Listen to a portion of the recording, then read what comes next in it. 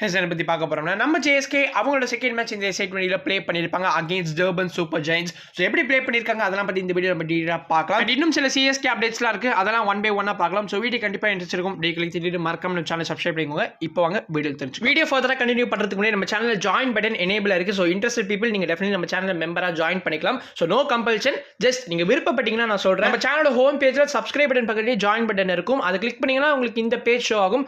Social மீடியாவில் நம்மளை பர்சனலாக கூட கான்டாக்ட் பண்ணலாம். இந்த பர்க்கை நீங்கள் ஜாயின் பண்ணிங்கன்னா அதுக்கப்புறம் உங்களுக்கு சில கஸ்டம் எமோஜிஸுமே கிடைக்கும்.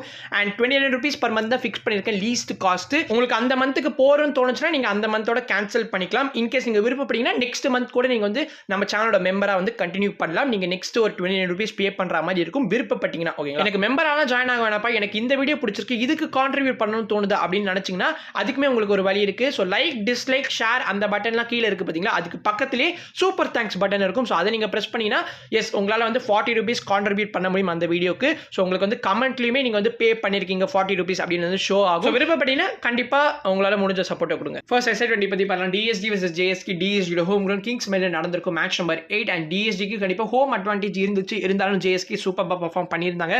JSK 2 சேஞ்சஸ் பண்ணியிருந்தாங்க. எவன் ஜோன்ஸுக்கு பதிலாக இம்ரான் தாயிர் வந்திருந்தார். இம்ரான் தாயிர் சர்ப்ரைசிங்லி அவருக்கு வந்து சான்ஸ் கொடுத்துருக்காங்க. அதை அவர் வந்து சாட்டிஸ்ஃபை பண்ணியிருக்காருன்னு தான் சொல்லி ஆனால் லேட்டராக இந்த வீடியோவில் பார்க்கலாம். ஸோ 45 இயர்ஸ்லையும் மனுஷன் வந்து இன்னும் அதே அக்ரெஷனோட அதே வெறியோட கிரிக்கெட் ப்ளே பண்ணிட்டு இருக்காரு. அண்ட் ஃபைனலி நம்மளோட கோச்சி ஆல்சோ செமையான ஒரு கம்பேக் கொடுத்திருந்தார். லூத்தோ சிப்பாம்லாக்கு பதிலாக நேற்றுக்கு மேட்ச் ப்ளே பண்ணியிருந்தாரு. So his first game miss out பண்ணியிருப்பாரு. அண்ட் இந்த கேமில் ஹீஸ் வெல் அண்ட் ட்ரூலி பேக்னு சொல்லி ஆனவங்க சூப்பரான பர்ஃபார்மன்ஸ். ஸோ கோச்சி நம்மளோட primary fast bowler. And JSK வந்து ப்ராப்ளி நான் நினச்சேன் நிறைய மேட்சஸ் மிஸ் அவுட் பண்ண போறாரு இந்த சீசன்லன்னு. ஆனால் செகண்ட் மேட்ச்லேயே பார்த்தீங்கன்னா ப்ளே பண்ணது செம positive news for JSK. And JSK தான் ஃபர்ஸ்ட் பேட்டிங் நேற்றுக்கு பண்ணியிருப்பாங்க. Conway and Faf of course open பண்ணியிருந்தாங்க. ஃபேஃப் ஃபர்ஸ்ட் ஓவர்லேயே அன்ஃபார்ச்சுனேட்லி அவுட் ஆயிட்டார் ஸ்பின்னருக்கு எதிராக. அதுக்கப்புறம் கான்வே அண்ட் டூப்ளோய் நல்ல பார்ட்னர்ஷிப் பில்டப் பண்ணாங்க. பவர் பிளேல ரன்ஸ் பெருசாக வரல.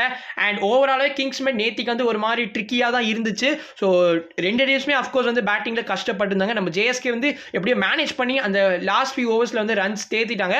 பட் கான்வே அண்ட் டூப்ளோயோட பார்ட்னர்ஷிப் ஆக்சுவலி நல்லா போச்சு.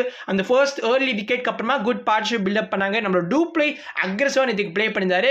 டூப்ளே பற்றி நான் சொல்லணும்னா நம்ம JSKயோட மிடில் ஆர்டர் மெயின் பில்லரே அவர் தான். நம்ம சின்ன தலை JSKயோட சின்ன தலைன்னு கூட அவர் நம்ம சொல்லலாம். அதுக்கப்புறம் அவர் ஒரு குட் பார்ட்னர்ஷிப் பில்டப் பண்ணார். கான்வேயோட 38 ரன்ஸ் நேற்றுக்கு வந்து டூப்ளே ஸ்கோர் பண்ணியிருந்தாரு.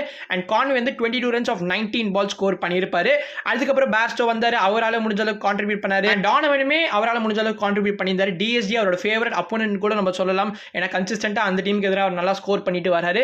அண்ட் நேற்றுக்கு பார்த்தீங்கன்னா 26 ரன் ஸ்கோர் பண்ணியிருந்தாரு. கடைசியாக தான் வந்தார் நம்மளோட ஜெரால் கோஜி. 2 ஹியூஜ் சிக்ஸஸ் பார்த்தீங்கன்னா ஃபைனல் ஓவரில் ஸ்கோர் பண்ணியிருந்தாரு. அண்ட் JSKயோட டோட்டலை பார்த்தீங்கன்னா நல்லாவே வந்து அவர் புஷ் பண்ணாரு. ஸோ 169 பார்த்தீங்கன்னா JSK வந்து டோட்டலாக வந்து செட் பண்ணியிருந்தாங்க. So 170 target for TSG. After the first innings TSG கிட்ட தான் அப்பர் ஹேண்ட் இருக்குன்னு ஐ ஃபீல்ட். ஏன்னா டிஎஸ்ஜி கிட்ட குட் பேட்டர்ஸ் இருந்தாங்க, செமையான ஹிட்டர்ஸ் வேற. ஏன்னா லாஸ்ட் கேம்லேயே அகேன்ஸ்ட் நம்ம பிரெட்டோரியா கேபிட்டல்ஸ் அகேன்ஸ்ட் டிஎஸ்ஜி ஃபேஸ் பண்ணியிருப்பாங்க. அந்த கேம்லேயே வந்து 200 ரன்ஸ் ப்ளஸ் போஸ்ட் பண்ணியிருந்தாங்க. ஸோ அஃப்கோர்ஸ் வந்து JSKக்கு இது வந்து டஃபாக தான் இருக்க போகிறது நினச்சோம். எஸ் ஒரு மாதிரி கான்டெஸ்ட் ஈக்குவலாக தான் இருந்துச்சு. டிகாக் ஒரு சைடில் வந்து முடிஞ்ச அளவுக்கு அவர் வந்து ஸ்டாண்ட் பண்ணார். அதர் சைடில் விக்கெட்ஸ் ஃபால் ஆகிட்டே இருந்தது. நம்ம பத்திரானே இன்னைக்குமே வந்து he couldn't deliver. So 3 overs Pavul பண்ணியிருந்தாரு. 34 ரன்ஸ் கன்சீட் பண்ணியிருந்தாரு. ஒரு விக்கெட் தான் எடுத்திருந்தாரு. அவர் தான் highest economy rate 11.30. And last video நம்ம சொல்லியிருப்போம் பத்திரனாவை பவர் பிளேக்குள்ளே கொண்டு வரலாம். அவர் ஏர்லியாக கொண்டு வந்தால் கண்டிப்பாக பத்திரனா டெஃபினெட்லி நல்லா பெர்ஃபார்ம் பண்ணுவார் நான் சொல்லியிருந்தேன். அண்ட் ஃபேஃப் நேத்திக்கு அஃப்கோர்ஸ் அதாங்க பண்ணியிருந்தாரு. பவர் பிளேக்குள்ளேயே பார்த்தீங்கன்னா பத்திரனாவை பவுல் பண்ண வச்சிருந்தாரு. அப்படியுமே வந்து பத்திரனா குடன் டெலிவர். நம்மளோட தாயிரமே he was too good on field. அவர் வந்து ஒரு விக்கெட்டுமே எடுத்திருப்பாரு. He was very athletic. அதுக்கப்புறம் ஒரு கேட்சுமே பிடிச்சிருப்பாரு. அவர் அந்த விக்கெட் எடுத்ததுக்கப்புறம் அவர் அந்த ரன்னிங் செலிப்ரேஷன் பார்க்கறதுக்கே ரொம்ப மகிழ்ச்சியாக இருந்தது. JSK slightly miss that bonus point. கண்டிப்பாக எடுத்திருக்கலாம். டானவன் ஃபெரேராவோட ஸ்பெல் வந்து பர்ஃபெக்டாக இருந்தது. 4 ஓவர்ஸில் 15 ரன்ஸ் தான் கன்சீட் பண்ணியிருப்பாரு. 2 விக்கெட்டுமே வீழ்த்தி இருப்பாரு.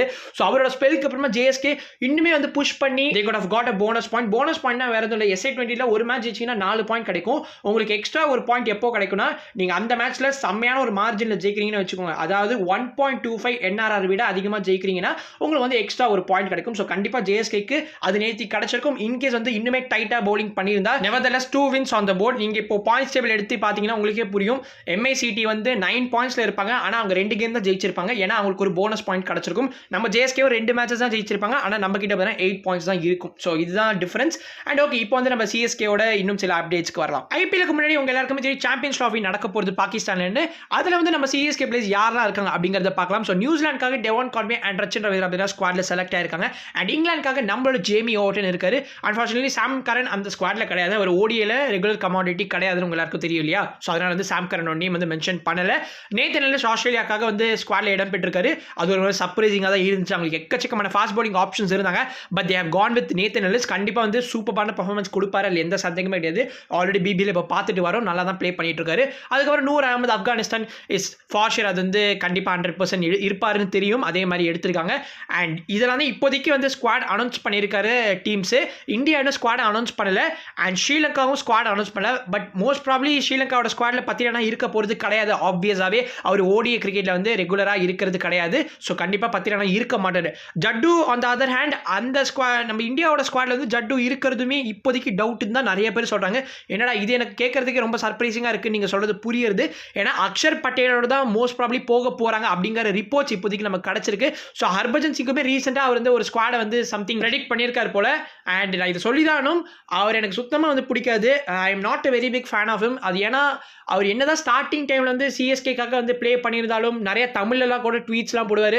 ரொம்ப ஜாலியான மனுஷன் தான் நினச்சேன். ஆனால் வந்து ரீசெண்ட் டைமில் அவரோட பிஹேவியர்லாம் வந்து பார்க்குறப்போ ஒரு மாதிரி தான் இருக்குது. ஏன்னா ட்விட்டர்லேயே பார்த்தோன்னா நீங்கள் பார்த்துருப்பீங்க, தோனியை வந்து நிறைய டைம் கிரிட்டிசைஸ் பண்ணியிருக்காரு. அண்ட் சிஎஸ்கே பிளேயர்ஸ்லாம் வந்து நிறைய டைம் அவர் வந்து ரிஜெக்ட் பண்ணுற மாதிரி, அதாவது ஒதுக்கி வைக்கிற மாதிரி எனக்கு தோணுது. அது எனக்கு மட்டுமா இல்லை உங்களுக்குமான்னு தெரியல. But I feel like that. அதனால தான் வந்து ஜட்டு வந்து அவர் ஸ்குவாடில் செலக்ட் பண்ணாமல் அக்ஷர் பட்டேலை வந்து ஸ்குவாடில் செலக்ட் பண்ணி வச்சிருக்காரு.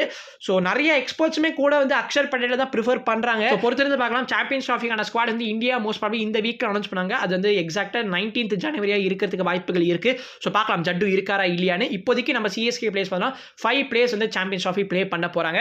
அண்ட் பொறுத்திருந்தா பார்க்கலாம். நம்ம இந்தியா ஸ்குவாடில் வந்து நம்ம சிஎஸ்கே பிளேயர் வந்து ஜட்டு மட்டும் தான் மோஸ்ட் ப்ராபப்லி இருக்கிறதுக்கு வாய்ப்புகள் இருக்கு.